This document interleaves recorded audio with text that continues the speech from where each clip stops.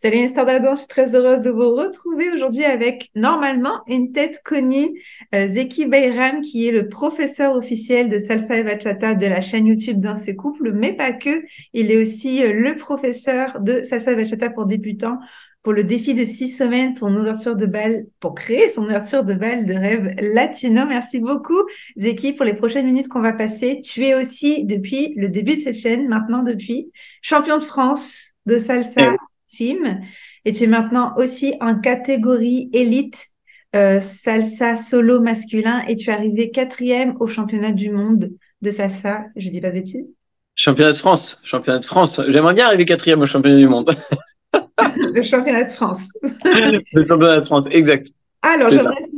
j'aimerais refaire peut-être, alors on a déjà vu en fait dans d'autres vidéos tes tout débuts, mais je pense que je veux commencer par tes débuts en compétition.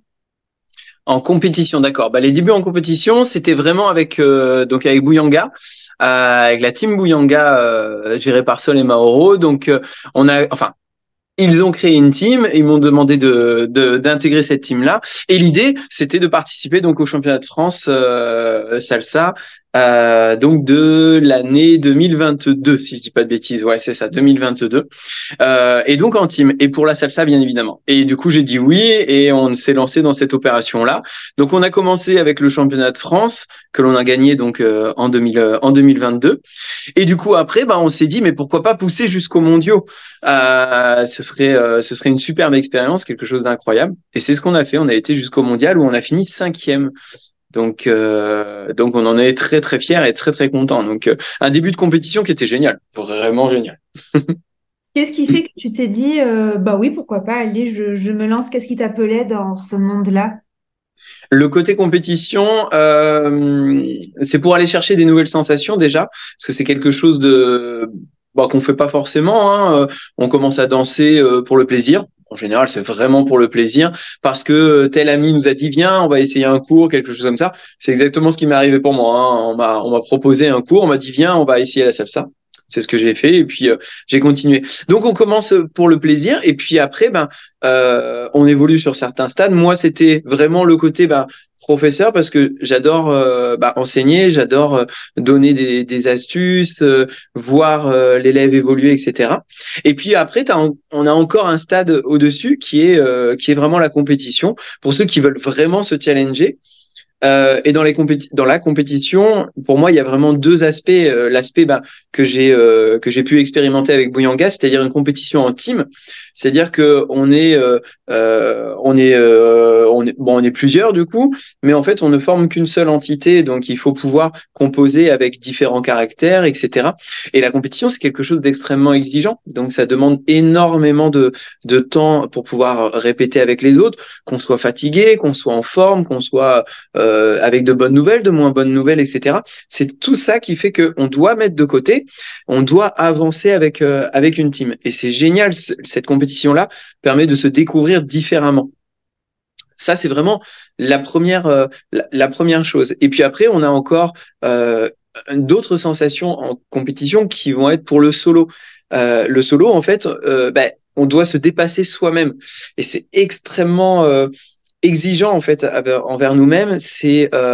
On doit avoir énormément de temps libre pour pouvoir travailler, pour pouvoir évoluer. Et puis la sensation une fois qu'on est sur scène tout seul, une fois qu'on danse, une fois que on a fini notre show, c'est incroyable. Il y a quelque chose qu'on ne peut pas tester si on n'a pas fait de compétition. C'est vraiment c'est incroyable. Mais je ne te l'apprends pas à toi en tout cas, ça c'est sûr. Non, on l'apprend au grand public. En termes de Exactement. préparation, tu peux faire une moyenne, tu sais, peut-être, ou même expliquer la différence. Ça prend combien d'heures de préparation avant une compétition à la semaine tu dédies, que ce soit avec Bouillanga ou seul, hein? C'est quoi le temps que tu dédies à tes entraînements seuls, hors entraînement supervisé, hors cours, Bien sûr. obligatoire? Ouais, non, mais bien sûr, bien sûr. Je pense que je dise pas de bêtises avec Bouyanga, donc avec la team de 4-6-8, je pense qu'on devait être à entre 7 et 9 heures d'entraînement par semaine. Donc ça, c'est pour la team. Pour moi, en solo, je pense que je fais entre 5 et 7 heures par semaine. Ok. Oui, à peu près. Après, c'est bien évidemment, c'est deux choses différentes parce que s'entraîner avec une team, eh bien, ce n'est pas la même chose que s'entraîner tout seul, dans le sens où tout seul, on a entre guillemets pas de temps mort. On a 1 heure de training, on y va de A à Z, on est là pour travailler et il n'y a pas de temps mort, il n'y a pas de réflexion sur telle et telle chose, on travaille. La team va être vraiment une prise de conscience sur l'ensemble des personnes qui sont dans une team, et donc un petit peu plus de temps entre les questions qui sont posées, les réponses qui sont attendues, etc. Toutes ces choses-là. Donc c'est deux aspects différents aussi au niveau du temps d'entraînement. Quoi qu'il en soit, ça prend au minimum 7 heures, 5 à 7 heures d'entraînement par semaine pour que ce soit pour la team ou que ce soit pour un solo. Et je sais que tu vas complémenter tout ça avec un entraînement personnel à la salle de sport. Est-ce que tu fais un autre sport et combien de temps tu dédies à ça en plus? Non, malheureusement, j'ai pas eu le temps de faire d'autres sports. J'adorerais, hein, mais il y a bon, il y a deux facteurs. Le premier, c'est que bah, finalement, on n'a pas de temps. Hein, on peut pas créer plus de 24 heures dans une journée. Ça, c'est pas possible, malheureusement. Le deuxième facteur, c'est que si on aime certains autres sports, moi, je sais que je faisais énormément de foot. Avant, j'étais en sport-études foot, donc j'étais vraiment assez énervé sur le foot. Aujourd'hui, je peux pas allier faire du foot et faire de la compétition en danse. Parce que, une simple raison, hein, si je me blesse lors d'un match avec des amis, etc., des copains, derrière, au niveau de la compétition, ben, je ne peux pas assurer. Donc, il faut soi-même se responsabiliser par rapport à ça. Ensuite, pour la salle pour la muscu, donc je pense que de 4, 6, 8, ouais, à peu près 8 heures par semaine, grosso modo, pour la musculation. Ouais, non, à peu près en salle. C'est Mm. un choix personnel. Est-ce que ça t'aide dans ta danse? Alors, c'est un choix réfléchi entre les deux. Ce n'est pas forcément dédié à la danse, mais c'est dédié plus à une sorte de renforcement musculaire, une sorte de conscience d'être dans un bon état physique pour pouvoir aller plus loin sur le training en compétition et sur les mouvements et sur plein de choses. Ça permet d'avoir une conséquence sur l'évolution personnelle sur notre danse. Ok. Et en termes d'alimentation, comment est-ce que tu te prépares à une compétition avant, voilà, au niveau alimentaire? Est-ce que tu fais des choix spécifiques avant, pas du tout? Comment ça se passe? Alors, pour l'alimentation, bah, je sais que j'utilise pas mal bah, des BCAA, donc tout ce qui est protéines, etc., que je prends en plus en complément. C'est vrai que ça m'aide pour le côté salle de muscu et puis pour le côté danse, évidemment. Ensuite, enfin, je vais essayer de faire attention côté nourriture. Moi, je suis un vrai gourmand. Moi, c'est vraiment abusé. J'adore manger. Voilà, j'adore manger. Maintenant, j'essaie de faire attention, j'essaie de varier. Et au niveau des préparations de repas, en général, parce que j'ai un emploi du temps qui est vraiment très chargé, je le fais le soir pour le lendemain pour être tranquille. Sinon, c'est impossible. Sinon, c'est impossible. Et du coup, c'est de la street food et c'est pas forcément ce qu'on attend d'un compétiteur national ou international. Ok. Comment ça se passe au niveau costume? Ça me fait très bizarre d'être aussi professionnelle avec toi, alors qu'on s'est connus dans le cadre On se professionnel. connaît vraiment très très bien, c'est vrai, tout à fait, Manu. Les gens qui nous suivent un petit peu savent qu'on est, bah, du coup, vu qu'on est dans les mêmes catégories, juste que c'est hommes et femmes, Et ouais, on est quasiment collés H24 en tout cas à la danse ou en compétition. surtout toi. Oui, oui, oui. Bon, du coup, pour revenir oui, à ma question, au niveau du costume, comment ça s'est passé pour tes deux costumes, donc pour Bouyanga et pour ton costume de solo? Parce que comme tu le sais, on en a déjà parlé en cours, en dehors, que c'est une galère. C'est quoi tes pistons? C'est plus pour les gens qui nous regardent et qui sachent à quoi s'attendre en termes de budget, vers qui s'adresser ou pas. Ouais. C'est vrai que c'est quand même assez, c'est compliqué les costumes. L'étape costume est très compliquée. Alors, avant Bouyanga, j'étais dans la team semi-professionnelle d'Allegria, de Matiagua. On avait aussi des costumes parce que on devait faire des shows. On avait une couturière qui venait directement pendant nos entraînements parce que pareil, Matiagua étant une team, il y a beaucoup de monde. C'est elle qui se déplaçait. Pour Bouyanga, c'est le même principe, la même chose. Une couturière se déplace, prend nos mesures, etc. Et puis, ben, elle nous ramène des costumes, on les essaie, ça marche, ça matche pas, on refait, etc. Ben, il faut avoir du temps pour ça aussi. Hein. Ça se fait pas en un claquement de doigts d'avoir un costume. Ça, c'est évident. Entre la matière, le choix de la matière, le choix des couleurs, les strassage, les accessoires qui vont avec, etc. C'est vraiment très réfléchi en tout cas. Après pour le solo, je pense que c'est limite un niveau un peu plus compliqué parce que le solo, bah, comme son nom l'indique, on est seul et donc le costume, on doit se débrouiller pour trouver la couturière, on doit se débrouiller pour se dire bah, sur quel type de costume on part, etc. Quelles sont nos envies, on doit tout mettre en place sur une feuille blanche nous-mêmes. Avant de poser ça à la couturière et lui dire voilà qu'est-ce qu'on peut faire avec ce projet-là. Une fois ça établi, le projet se met en place et en fait on a un contact très permanent pendant peut-être, je sais pas, peut-être 1 à 2 mois, ouais, 1 à 2 mois pour avoir un costume qui est fini, qui est prêt pour la scène. Donc encore une fois, hein, il faut bien comprendre que c'est deux étapes différentes si on fait une team ou si on fait un solo. Une team, on est encadré, c'est beaucoup plus peut-être un peu plus easy. Après, au niveau des budgets, là aussi, c'est différent par rapport à la team et par rapport au solo. Il faut compter entre 200 et 500 euros, on va dire, pour un costume, de qualité qui nous fera toute une saison. Parce que c'est pareil, hein. Les costumes, en général, on les change chaque année parce qu'il y a un nouveau show ou de nouvelles variantes. Donc ouais, en termes de budget, c'est quelque chose à prendre en compte. Donc, c'est important. Et Mm. en solo, est-ce que tu veux donner une fourchette de prix ou Sur quoi? Sur le costume? Sur quoi? En fait, surtout, c'est vrai que je vais compter pantalon, chaussures. Ah oui. Bah, le costume la fourchette est assez grande parce que vraiment ça dépend ce que vous souhaitez, hein. Mais entre 200 et 500 euros pour un costume, c'est quasiment sûr. Une paire de chaussures, si on veut une paire de qualité, on va tabler entre 100 et 200 euros pour la paire de chaussures. Après, pour le côté fille, il y a tout ce qui est maquillage, etc., etc., etc. Donc c'est un budget, un volume qui est un petit peu plus important que pour les gars. On va se maquiller, hein, nous aussi, hein. On prend soin de nous parce que c'est notre image que l'on montre, hein, évidemment. Donc forcément, il faut briller, il faut shiner, quoi. Il faut être au maximum. Oui, on n'est pas loin des 7 à 800 euros hein, pour une vraie préparation sur l'aspect costume pour un show, pour une Ok. scène.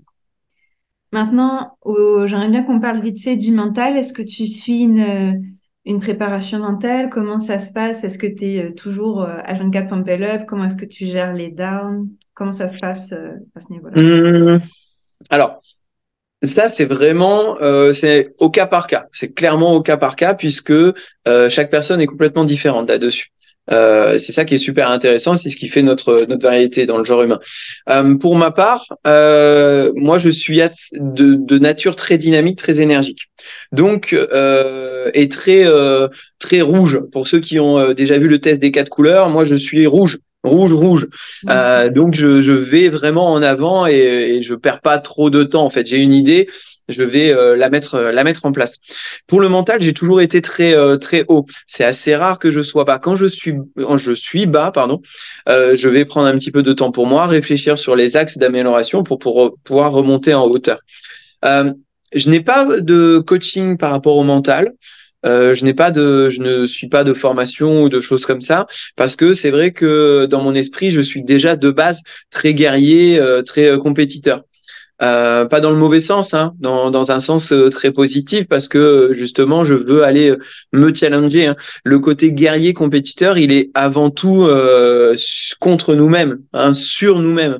C'est ça qui est important parce que ça aussi, c'est peut-être une annexe de la compétition, mais dans ma catégorie solo professionnel salsa, eh bien, tous les compétiteurs, on se connaît plus ou moins, hein, mais on se connaît. Et en fait, il y a énormément de respect. En fait, il y a quelque chose de très important et de très bienveillant en fait entre nous, parce que finalement, on est tous là pour montrer ce qu'on peut proposer.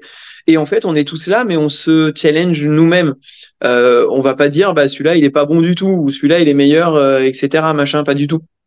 On est vraiment sur nous-mêmes. Donc la motivation, le côté guerrier, le côté compétition, le côté mindset, il est vraiment sur nous-mêmes.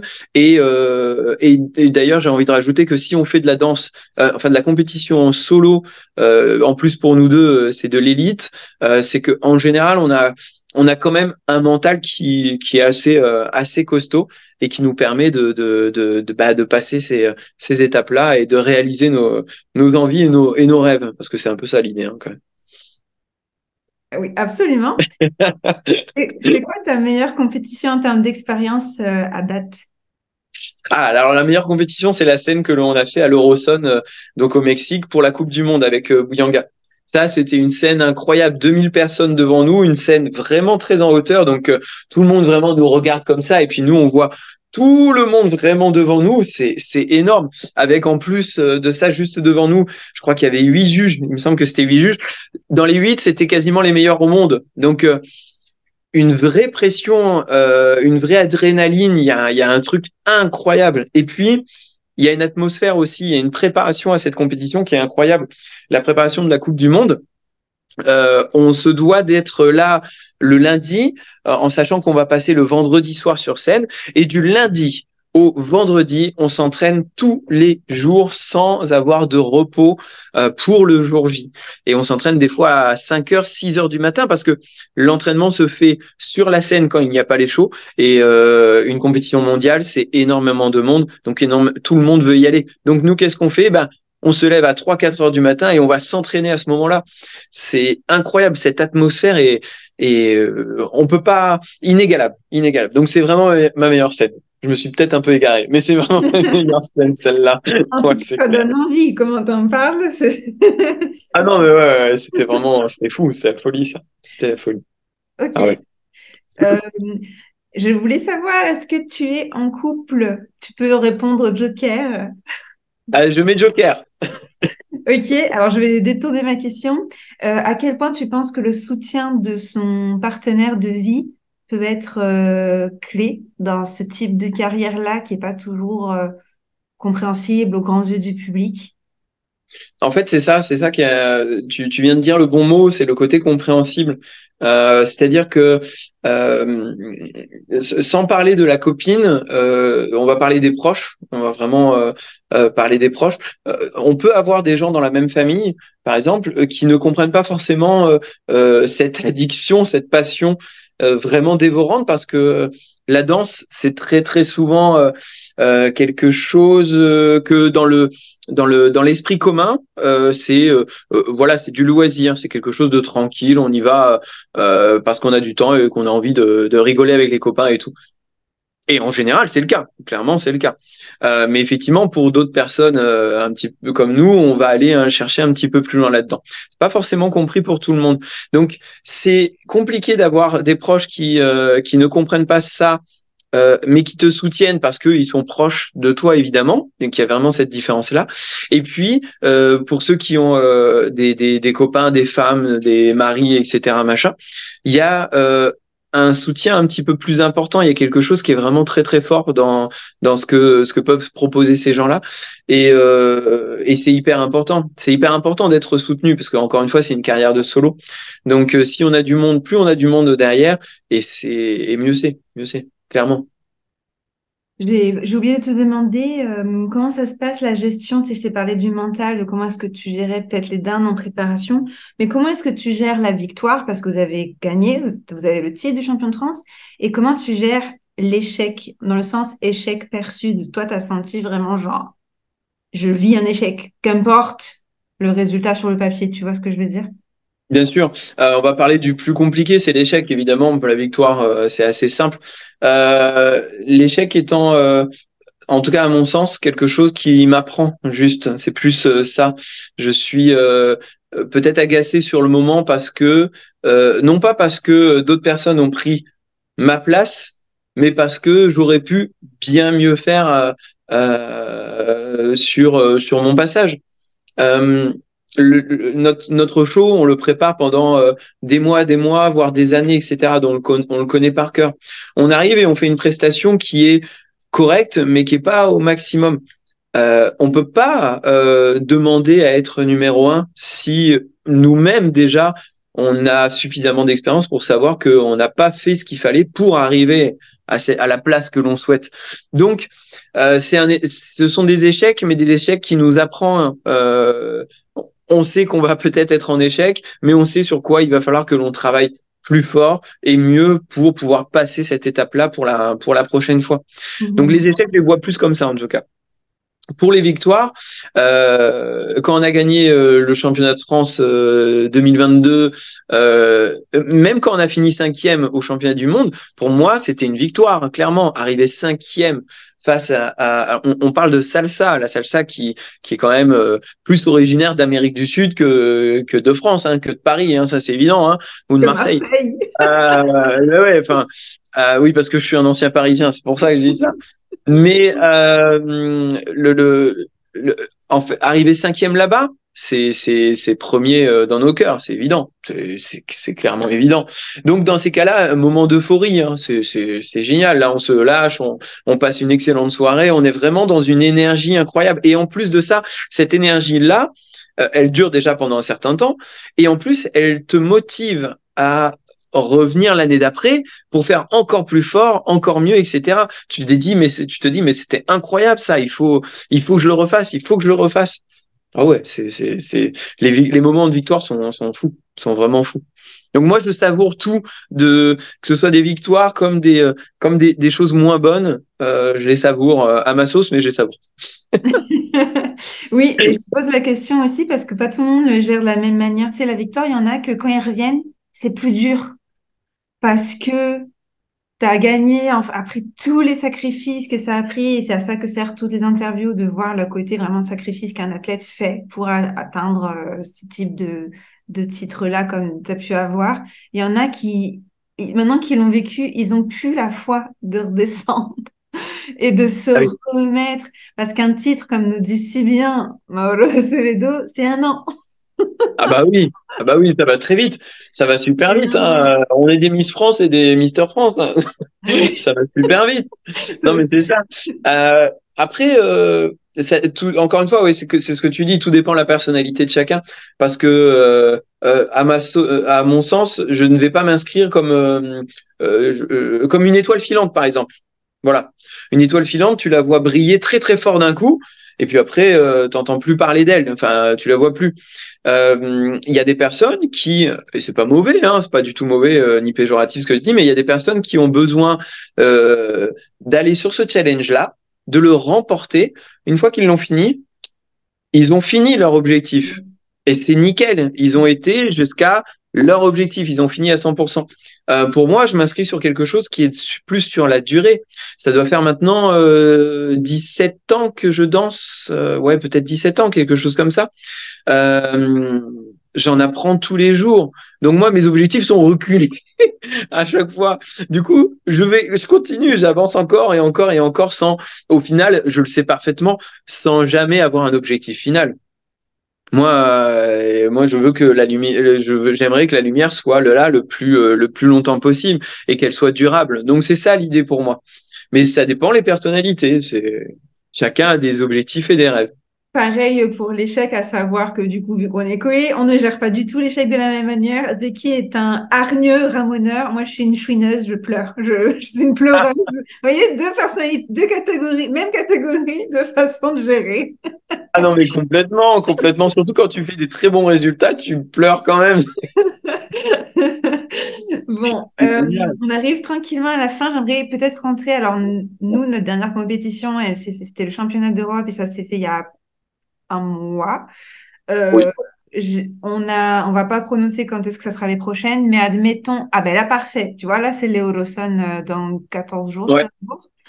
comment ça se passe les jours J? Combien de temps avant tu te prépares? Est-ce que tu arrives... Bon, moi, je connais la réponse, mais on est là pour partager.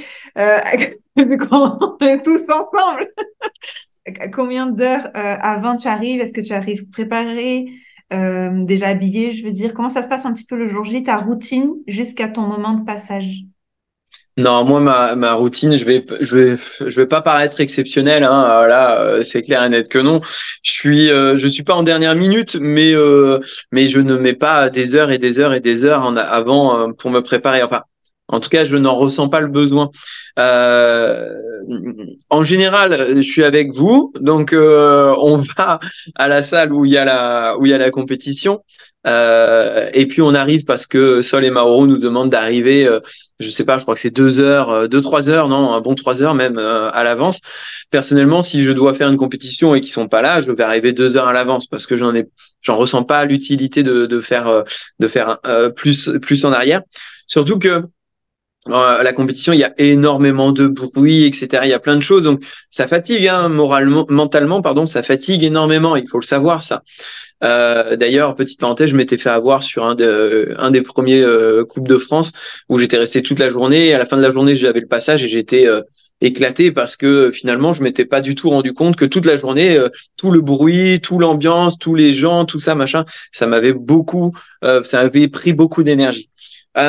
Sinon, oui, voilà. Donc moi, ce que je fais, c'est que je viens, je me mets dans les vestiaires, je reste en habit classique, tenue de sport, je vais m'échauffer. Je m'échauffe plutôt bien, je le fais 3, 4 fois mon show à vitesse réelle, donc vraiment je m'envoie, hein, normalement ça sue à pleine goutte.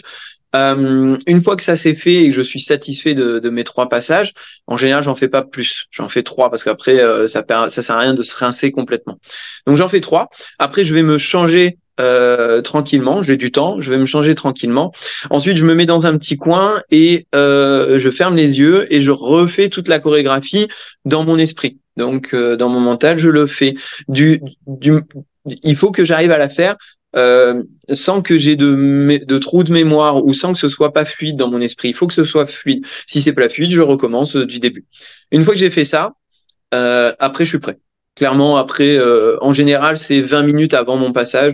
Et là, je suis clairement prêt et je n'ai plus qu'à aller dans le couloir pour attendre avec les autres. Et en général, j'ai Sol qui vient, Mauro qui vient aussi me donner 2, 3 conseils, me tapoter les jambes parce qu'elle adore me tapoter les jambes, Sol. Ça va être Euh, voilà, tac, tac.